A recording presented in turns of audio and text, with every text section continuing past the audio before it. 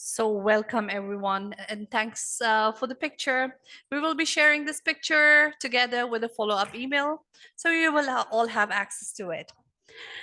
So kicking off this afternoon further ahead, I would like to invite my colleague, Ms. Leen Samarah. She's the Account Development Manager for TÜRKİYE. She will give us an insight on TÜRKİYE TA performance and marketing activities.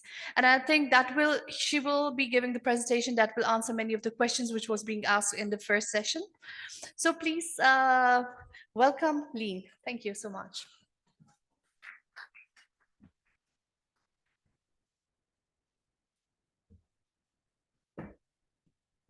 Hello, everyone. Thank you for being here today. I hope you enjoyed your lunch. Was it good? Okay, perfect. I hope you're not sleepy by now.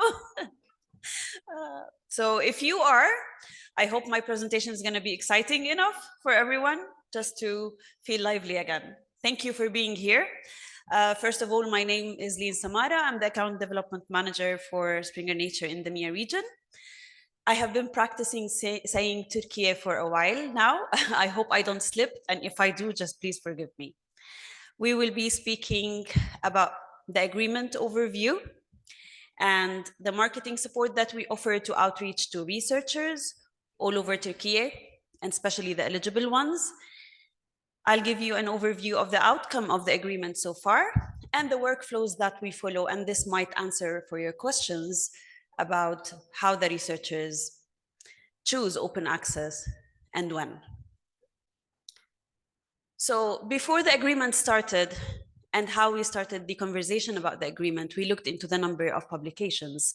And this graph shows you the growth of number of publications, including even chapters publications, for authors in Turkey since 2013 until 2023, looking into the number of articles and looking into the number of chapters published. It was obviously that there is an opportunity for a transformative agreement that would cover the needs of the researchers to have the research be published open access. And from there, the story has begun. And from there, the idea of the agreement has started to be initiated. Looking into the subject areas as well that the researchers in Turkey publish, we have found out that there is a diversity of subject areas of publications. Looking into the percentages, medical and health science had 30% of the publications, and engineering 16%, and all the other subject areas had a very good or a very good amount of publications from researchers. And that's why the agreement covers all the subject areas that are included under the agreement.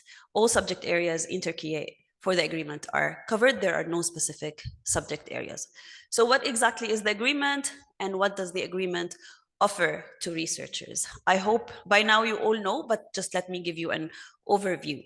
So it's a read and publish. The reading agreement, the researchers all over, they can enjoy full access to Springer, ADAS, Palgrave, academic journals, subscription journals content, as well as 46 journals on nature.com. And also they have the opportunity to publish if they are a corresponding author affiliated with a participating institution from Turkey.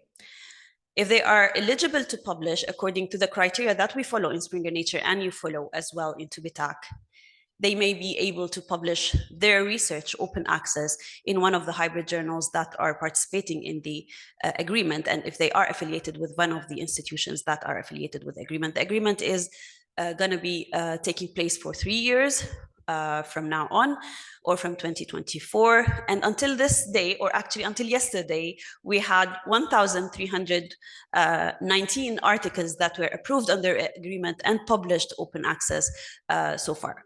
So very good job, well done. Thanks for the admins also that has been doing a very hard job approving all those articles. So I think Asda in his presentation, he just gave an overview and elaborated a little bit on the different type of transformative agreements that we offer in Springer Nature. Which one is ours? It's the Springer journals, but let me just give you a highlight or an overview of the other possible transformative agreements. So there are 600 fully open access journals under the portfolio of Springer Springer journals. And those have a different transformative agreement, a separate transformative agreement, where there is an agreement that covers specifically the journals that are fully open access. As well, there is an agreement specifically for Nature journals, which covers more than 50 journals on our Nature portfolio, 35 Nature research journals. And our agreement specifically is the Springer Journals Transformative Agreement, where we have more than 2,000 journals covered under the agreement. And it allows affiliated researchers in Turkey to publish their research open access in Springer, ADIS, Palgrave, and academic journals on nature.com. What have we done and what we are still doing in order to reach out to the researchers all over Turkey in order to support the agreement, in order to have more researchers aware of the agreement and get them to publish as well with the agreement? Our goal, first of all, is to create awareness of the agreement, especially this is the first year of the agreement and it is still active for 4 months only now. So our goal is to reach out and create awareness among maybe eligible authors, and then have them consider publishing with the agreement. And then we measure the outcome of that by seeing if they have taken the decision to publish with the agreement. And we measure the outcome of the activities that we do on all different aspects of marketing. I will just give you an overview of some activities that has taken place. And first of all, let me just give a highlight on the webinars that we have offered. And we have reached out to more than 7,565 researchers who were interested in registering at the webinars. The attendees were more than 3,536 attendees, and we got more than 822 survey results where they indicated their interest in publishing with the agreement. They gave a very good rating of the webinars, and also some of them were actually in the process of publishing the agreement, and we got to make them aware of the agreement. I am just sharing with you the number of attendees and registrations for the previous webinars and the dates for the coming webinars that we will be planning as well soon. Why the webinars and what do we exactly offer in those webinars? And thanks also for the TÜBİTAK team who always participates and explains the eligibility criteria. We explain about the agreement, how to publish, we give the researchers tips and tricks on how to publish. As well, we explain the processes that they need to go through if they get editorially accepted and how to apply for funding. Since day one of launching the agreement, live January 1st, we had a website dedicated for the agreement where we can find some information, institutions that are under the agreement eligibility criteria by Springer Nature, and the workflows that we need to go through. The website has had more than 13,000 page views, 10,000 unique views, and this is really interesting because those are different users using the agreement page, and on average the user has stayed more than 5 minutes on the page. I'm just sharing some examples on some digital advertising that we have done for the agreement. And what we have done is that we created a pop-up placed on the submission guidelines and how to publish with us pages targeting the country of Turkey. So it's only for the researchers from the country, and it is linked to the agreement page. So when they see that pop up, they know that there is an agreement taking place for their country, or for Turkey in specific in this case. And of course, they can check their eligibility. And we have been sending email campaigns. I'm just sharing an example of the email campaigns. The email campaigns were targeted towards researchers in order to announce first the agreement, make them aware, know about the eligibility criteria, and also how to get published. So we have sent several blasts of emails, and also we have announced the webinars that we have done previously and that we will do through those mailer campaigns. And we have really got a very good return. So more than 13,000 mailers have been delivered. More than 4,000 or almost 5,000, let's say 4,900 researchers has opened those mailers, and they did click on the agreement page, or they did click on the webinar announced on the mailer for more than 600 times. The outcome of registrations and clicks is very important for us to measure the success, because we want to know if they are reading the email, if they are actually interested in knowing more about the agreement or not. Those are also examples of how we promoted the webinars through mailers. I'm not going to take you through specific numbers, but just for you to know more about the activities that we are doing. And still, we are going to keep doing this further during the year in order to reach out to more researchers. Now, you as librarians, I hope maybe you have seen the webinars announcements, maybe you have shared it with your researchers. I'm not sure if you have joined any of our webinars, just raise your hand for me to know. Interesting. All right, that's good. So you can support us, also reach out to further researchers or more researchers that belong to your institutions. How you can do this: you can check out marketing and training resources from Springer Nature. You can use your library homepage or your banner placement and sharing news in order to place a banner about the agreement. Send regular email communications to your researchers, and use promotional materials in your library or faculties to inform your researchers and provide your authors with agreement-specific information from Springer Nature, and share this on your library page. And if you need any support for that, please reach out to us, Celine, Merve, or me, and we will be happy to support. Okay, now let me give you an overview of the outcome of the agreement. We've been speaking about the agreement. Let's see the results. What we've done, how this marketing activities has helped, how your effort has been helpful, and the effort that has been done by the TÜBİTAK team. So those are the numbers of publications January till April on a monthly basis, divided per month. On January we had, and this is really impressive, on January we had around 281 approvals of published articles. February 252, March 340, and in April 400 approved articles. Congratulations on that. And I want to congratulate the top publishing institutions. Number one was Hacettepe University. University of Health Science comes second. Third, Firat University, Ankara University first. Gazi University fifth. Ataturk University sixth. Istanbul Technical University seventh. And you can see the rest. I'm not just going to go through all the names, but for you to see the top publishing and how many articles has been published per month. So Hacettepe 41, University of Health Science 36, and accordingly you can see the numbers.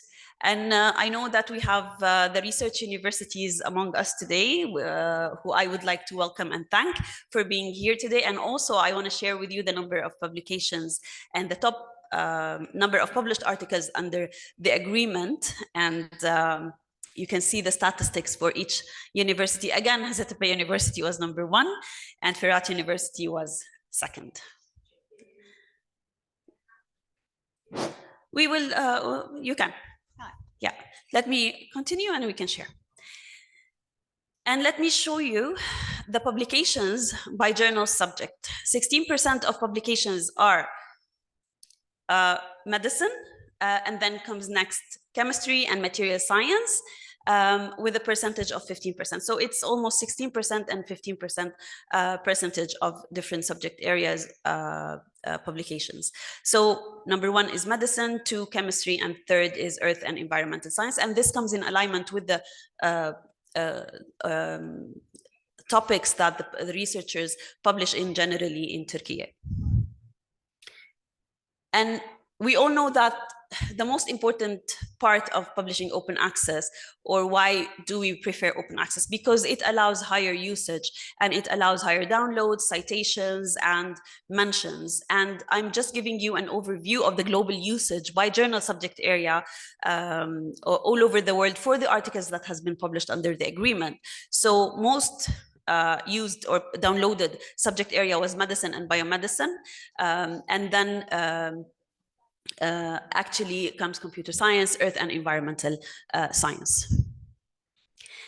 And if we take a look at the global usage of the published articles, where is it coming from, and which continents actually are mainly downloading the articles published from the agreement, it's mainly coming from Asia, North America, Europe, and the rest of the world. Now we have had since January till April 600,000 plus articles, downloads of the articles. Where is this usage coming from? As we have all discussed earlier today, that the usage and the advantage of open access is higher usage and higher usage from anonymous users. Who are anonymous users? Anonymous users are those who come to link.springer.com while they're not subscribers to link.springer.com. So we have seen that the usage of the articles published by the agreement is 72% from anonymous users, and only 28 are those who are recognized users. And this is one of the main advantages of why we choose to publish open access. And let me give you an overview of the top using countries. Mainly the highest downloads are coming from the United States, second China, TÜRKİYE is third, India fourth, and this is only from January till April. I'm just giving an overview of or highlighting the most accessed or downloaded article, and it has scored like really great on all aspects. Downloads, the altimetric score, the mentions, it's fabulous. 77K downloads in actually 4 months is really impressive, and the altimetric score is really, really high for an article that is newly published, and this is an advantage of the open access publishing, of course. I think the part that had raised some questions before, the workflows. How do an author choose to publish open access? What process do we follow? And there are two workflows that we follow. The workflow that is we follow from Springer Nature to identify if the article is eligible, if it fits the eligibility criteria that we have chosen for the agreement. And the second workflow is the admin's workflow or the approval manager's workflow, where they access a platform where they could check the articles that are requesting funds and approve those funds. I will just give you a little bit, like a very short overview of the workflows that we follow and the eligibility criteria that we follow in Springer Nature before handing to you to approve the articles. So how do a researcher know if they may be eligible or may be eligible from Springer Nature point of view to apply for funding? If they answer yes to the statements I'm going to share here. Their article has been first accepted by an eligible hybrid journal. So first, they have to go through the editorial process. They have to get accepted editorially. And then the article has to be accepted by a journal that is under the agreement. So it's an eligible hybrid journal in this case. They need to be affiliated with an eligible institution, an institution that is under the agreement, which is mentioned in the agreement page.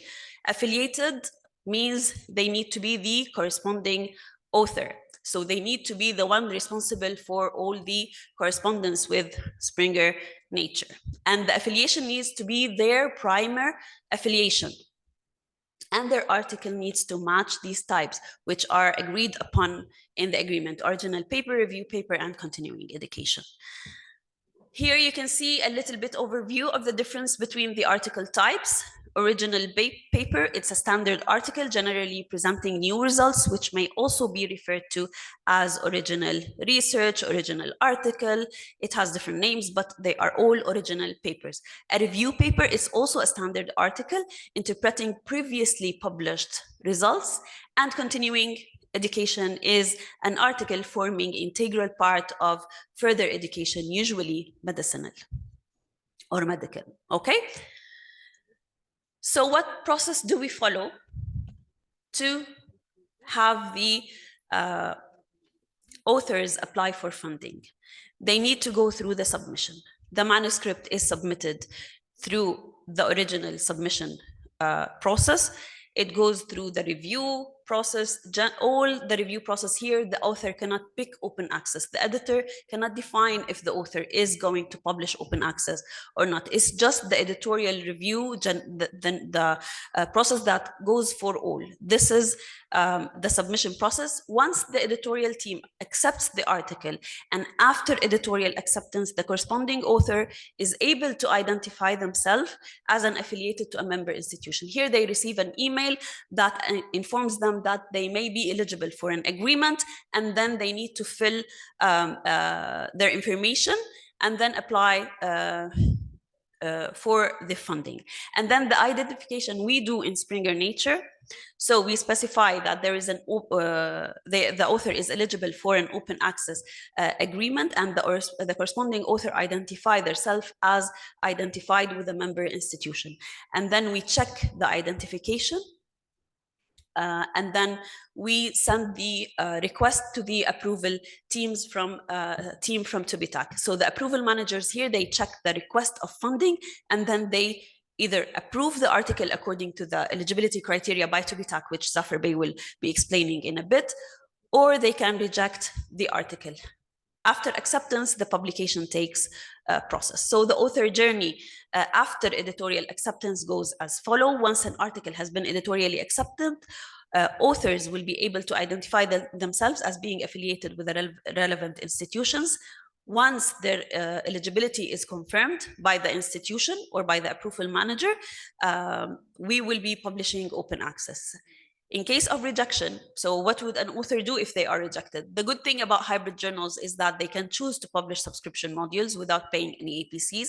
If they still choose to publish open access, I think they have to pay the fees. How do we identify? How do we know that they are affiliated? The corresponding author needs to fill some information.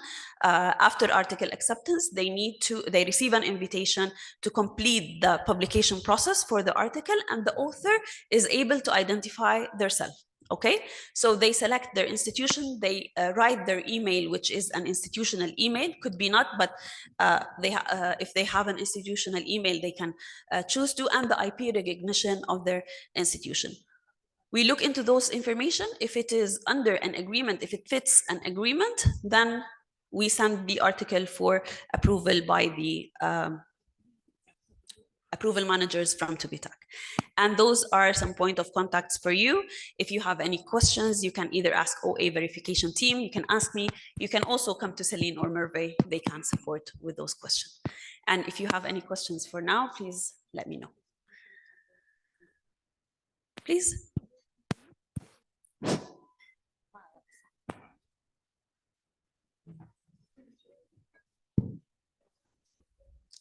Yes. I do not have my, let me get one. Should I ask English or Turkish? I don't know. Doesn't matter. Leen, thank you very much for your presentation. Thank you. And it was very quick, actually. I would like to ask you, Ulakbim team or you, Springer, are you going to share the presentation with us? Is it possible to share the presentations? Okay. Okay, thank you very much.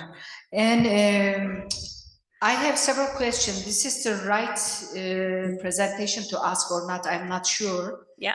I didn't want to ask Azda because of he's not in the operational process. That's why. Okay.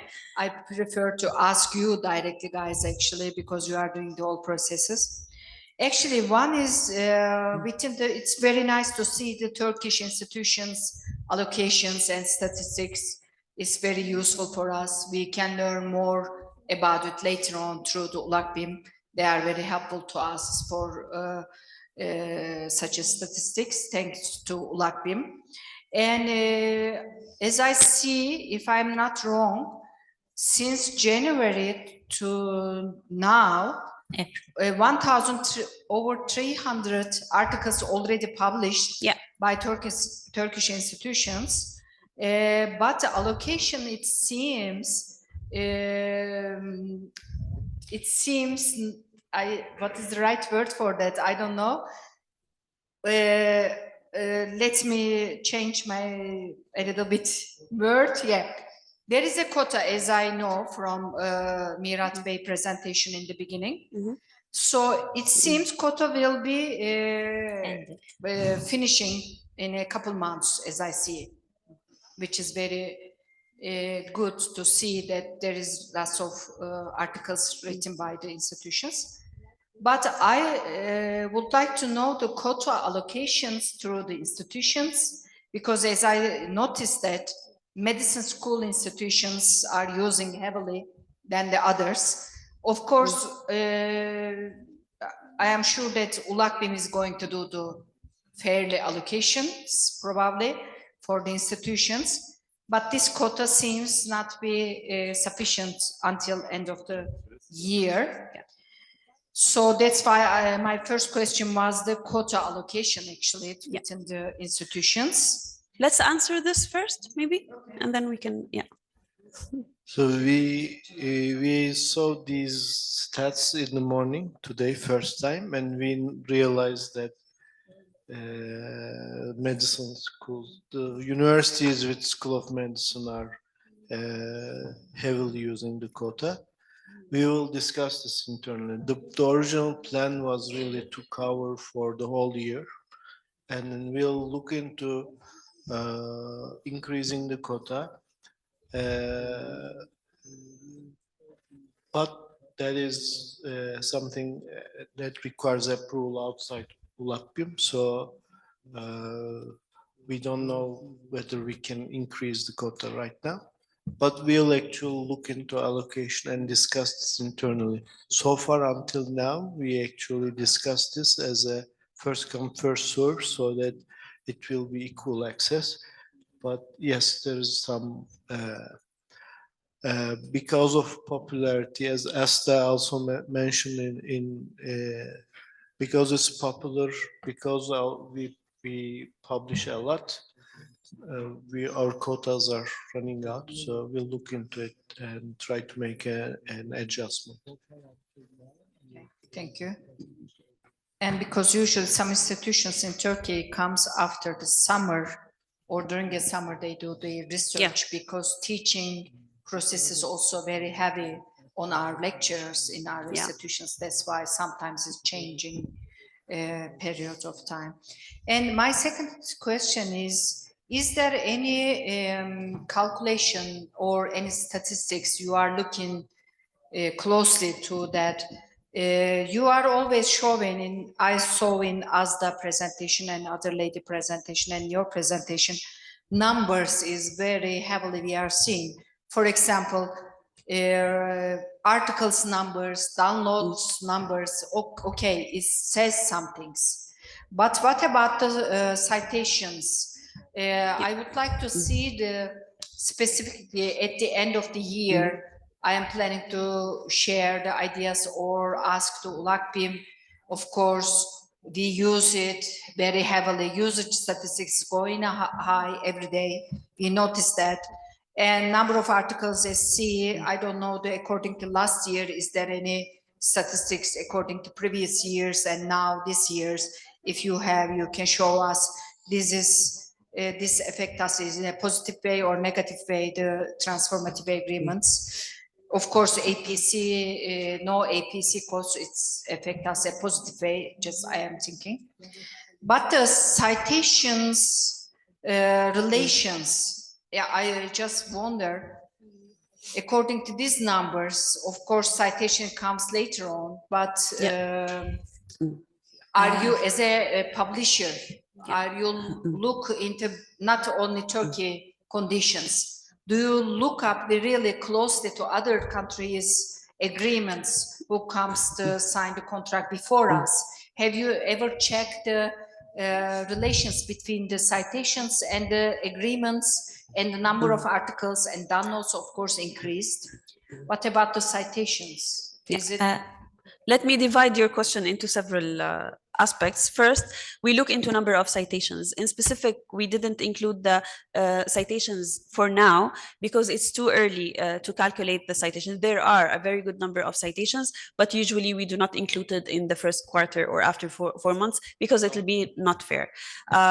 For the usage of the statistics in general, yes, we do, and we compare.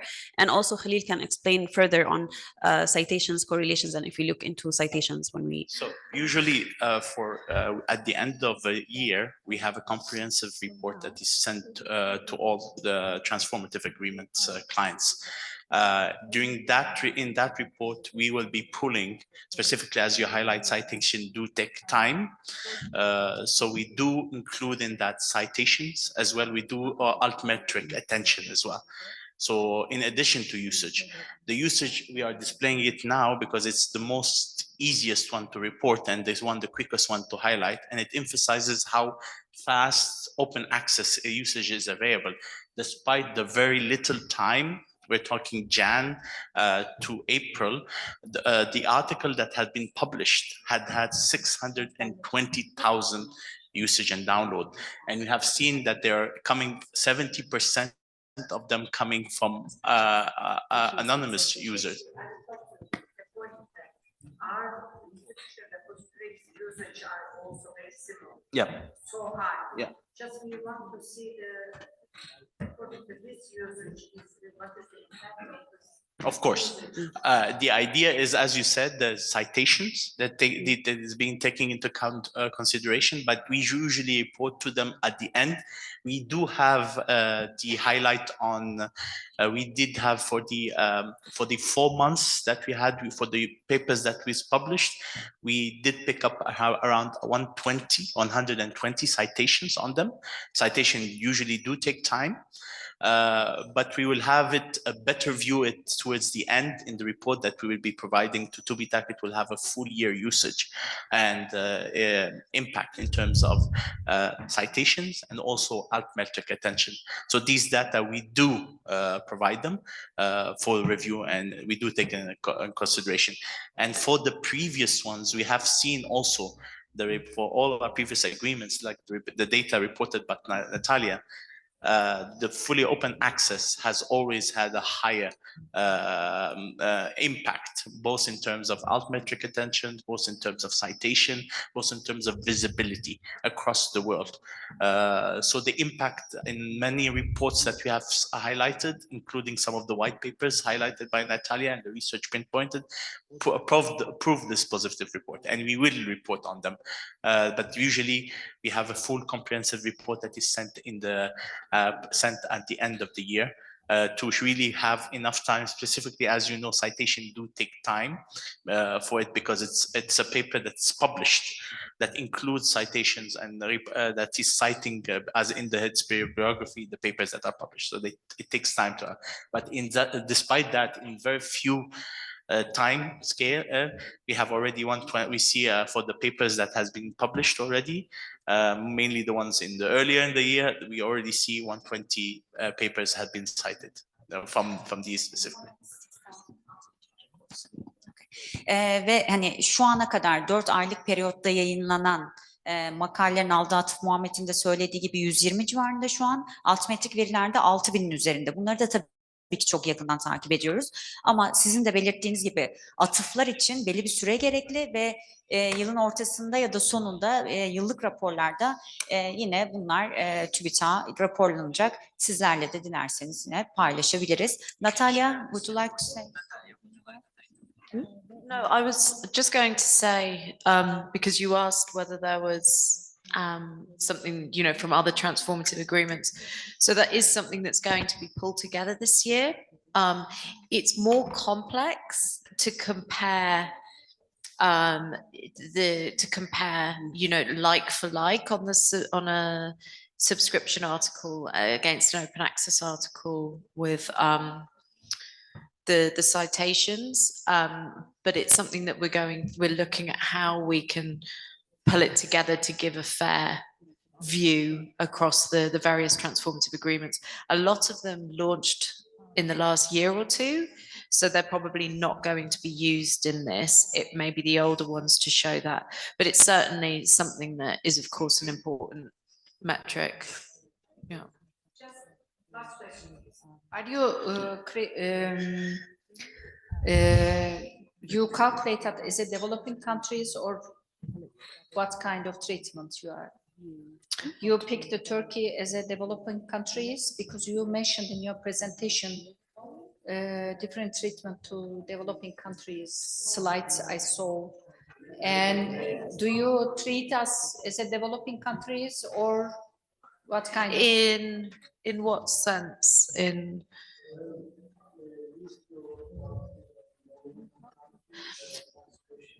Yeah, so maybe that's the pricing pilot that on the fully OA journals. Yeah, Turkey is on there. For I can't remember the percentage, but it's on the list that within the BMC journals there will be the Turkish authors will pay a lower APC at the moment under that pilot.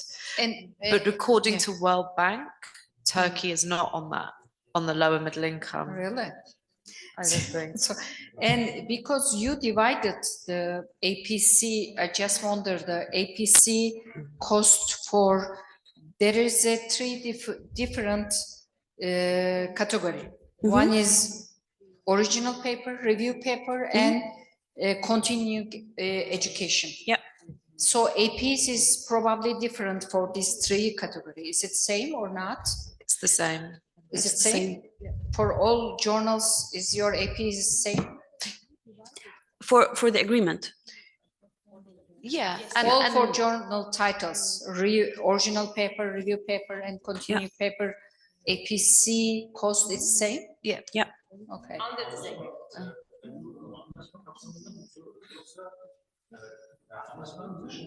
Ama şimdi anlaşmada da şöyle oluyor. Mesela bir derginin peer-reviewed bir dergi mesela $3.000'ken continuing education'ı 1500 olabilir. Hani bunu hepsine aynı mı yaptılar? Çünkü hep 3 kategori mention ediyorlar sunumlarda. Evet. Tam fixlenmiş, top cost'tan mı fixlendi, middle, yani o tabii sizin uzmanınız ama sadece biz bunlarla karşılaştığımız için üniversitede diğer anlaşmalarda bu bizi biraz işkence bizim bu prosesler. Siz onlarda hani nasıl bir yöntem izlediniz?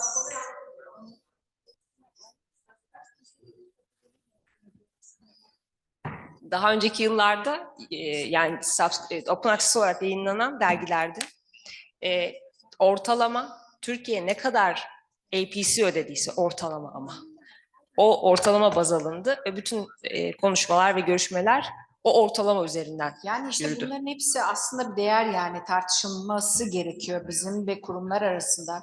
Sadece bu Ulak sorun değil, onun için burada dile getirmek istedim.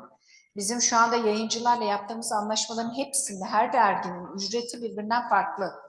Dolayısıyla şimdi biz bir çok yüksek bir dergiyle ortalama alındığında, yani bu ne kadar doğru oluyor bizim gibi developing countries miyiz, biz artık neyiz bilmiyorum.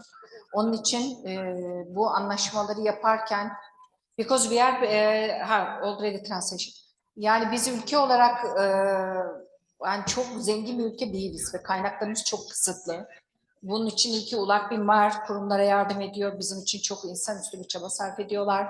Bunun için teşekkür ediyoruz. Ama yani çok büyük bir çaba. Siz bütün Türkiye için bu pazarlıkları yaparken biz kendi kurumumuzda gerçekten işin içinde çıkmakta sıkıntı çekiyoruz. Yayıncıların işte çok güzel bir sunum yaptı. Hani o yanılgılara yönelik, o yanılgıları biz akademisyenler de giderebilmek için çok uğraşıyoruz. Ama yayıncılardan da Gültekin'in söylediği gibi daha net, daha elimize o araştırmacılara göstereceğimiz şekilde daha temiz, maddeleri belli, yayın nasıl yapılır, zamanı nedir gibi böyle basit ve yalınlaşmış prosedürler elimizde olursa biz de akademisyenlerimizi ona yönlendirebiliriz. Şu anda yani sadece Türkiye'de hani sanki hep sayılar üstünde duruluyor ama impact faktör yani çok önemli bir konu. Çok az yayın yapıp ama impact faktörü yüksek kurumlar var. Yani bunların da değerlendirmeye alınması gerekiyor. Hem yayıncı tarafından hem kurumlar tarafından yapılan anlaşmalarda. Şu anda bence yayıncılar, mesela yayıncıya bir de şunu sormak istiyorum. Yaptıkları Tuğba bir soru sordu. Ben de soracaktım ama hani Tuğba sorduğu için az da mesela ona çok politik ve geçici bir cevap verdi diye düşünüyorum. Şöyle, yani bundan sonraki gelecek yıllardaki yayıncıların transformative agreement'lara bakış açısı ya da gelecek planı ne? Eskiden bir holdinglerimiz vardı, ona göre fiyatlan. READ'e bir para veriyorduk. Şimdi Read and Publish'e bir para veriyoruz. Yani gelecek sene bizi ne karşılayacak? Bunun için ekipler kuruyor musunuz? Bu ekiplerin içinde kütüphaneciler, enstitüler var mı?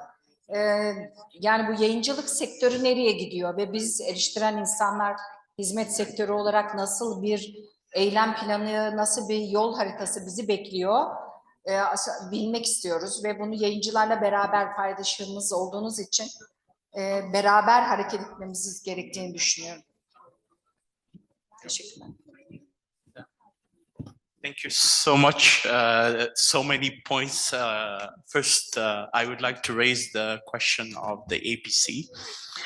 So basically, we have a pricing structure where we build our research, read and publish agreements, our transformative agreement. Each country is different because we based on what the actual publishing trends. So based on, as highlighted by my colleague, we look at the publishing trends of Türkiye, specifically where they publish exactly over the past years. And based on that, we come up with, I'm simplifying it, there's a lot of metrics where my colleagues and all the open access team play a lot of metrics in it.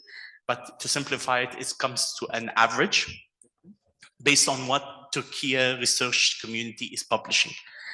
And that didn't stop at that.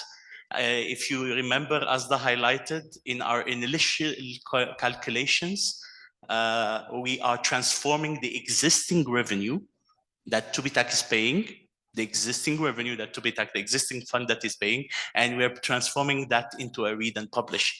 In the initial calculation, it was only 20% coverage. But with a long discussion and going back and forth with TÜBİTAK and our strong desire to grow this partnership, we were able to come down to the coverage that we have that covers from 40 to 50% over the coming years. And on top of that, TÜBİTAK, after these I was highlighting, this is the overall coverage, the average of all the publications from all the quartiles. So this, the average that comes includes the lower APC journals and the higher APC journals. But if you will, in a minute now, Mr. Zafer Bey will be explaining the process, the criteria that TÜBİTAK has put in. And one of the criteria is that Q1, Q2. So basically, you have the APC. Sure. No, but Q1, Q2 is the more expensive APCs. So the average included all the quartiles. So basically, it was a lower APC, but TÜBİTAK is benefiting from this lower APC and using it to fund the research that are in Q1 and Q2, which are supposedly higher. So you have benefited from this average, and this average has been heavily discounted. So it started at the average that includes Q1, Q2, Q3, Q4, and some of the new journals that still have not been ranked. So it includes all the level of the range, all the APCs. That average has been heavily discounted in order for us to be able to cover more of the percentage that is average. And on top of that, because of the very strong publishing, TÜBİTAK had to put some guidelines. So they said, because we don't have enough budget, we will start with the ones. I'm sorry, I'm not here to but they have to put a structure. So they say the ones that are in Q1, Q2, these are the ones that will have the advantage of getting it. So these are the journals with the higher APCs. So indirectly, this agreement, which is using the existing budget for the subscription, has been transformed where we have reduced the reading to the minimum and giving the maximum to the publishing, while allowing with a very low APC for the overwhelming majority of the research community to be able to publish. For now, as Mirat Bey has highlighted, it's on a first come, first serve basis. They have clear criteria, they're following it. So I know that there's a lot of differentiation between the different universities, but up until now it has been a fair system which needs better guidance. It's a first year where it's a learn. The future, this brings me to the second question. The future, as the highlighted, is unknown. We are learning with you in the process. We have worked very hard, for example, with TÜBİTAK to reach this agreement. We are usually, in our past agreement, we would mainly go for full coverage. But because we are very, very keen on having this partnership with TÜRKİYE because of its, mashallah, heavy publishing. If you see the initial research that was, there is more than 10,000 papers published in Springer Nature, but this is where an author is from Türkiye. But when we go down to authors with the corresponding authors, it's where with the criteria is the corresponding author specifically needs the affiliation that is included needs to be there. So the future is still uncertain. We are learning with you. We are always discussing. We are all ears. Nobody, if anyone will tell you what's happening, how it looks in the future, he will be indirectly a bit lying, but at least we are doing our best. As Springer Nature, as I've seen from the numbers, we are really, really, really putting it as a clear mission and vision to push toward open access. As you have seen from all the slides from Natalia, from my other colleagues, from Asda, we're doing our best and we're trying to pushing as much as we can. The future is still to be decided, but we do cherish these discussions with you to hear your feedback, and because it's important, like the question that the researchers favoring for fully open access journals. These are all points that we are learning on with you, and we're trying our best to lead this process with you. Thank you. Thank you. Any further questions from the audience? Yeah, maybe we can. All right. Thank you so much. Teşekkürler. Thank you. Soru ve cevap kısmımız olacak. Zafer Bey'in de sunumu var. Sonrasında yine soru cevapla devam ederiz. Bekletmeyelim kendisini. So many thanks for the interesting insight, Ms. Leen Samarah. And now I request Mr. Zafar Kanpur to come. He will give a talk on the funding and eligibility criteria. And please note after his session, if you have any questions which are not being asked now, please bear patience with us. Thank you.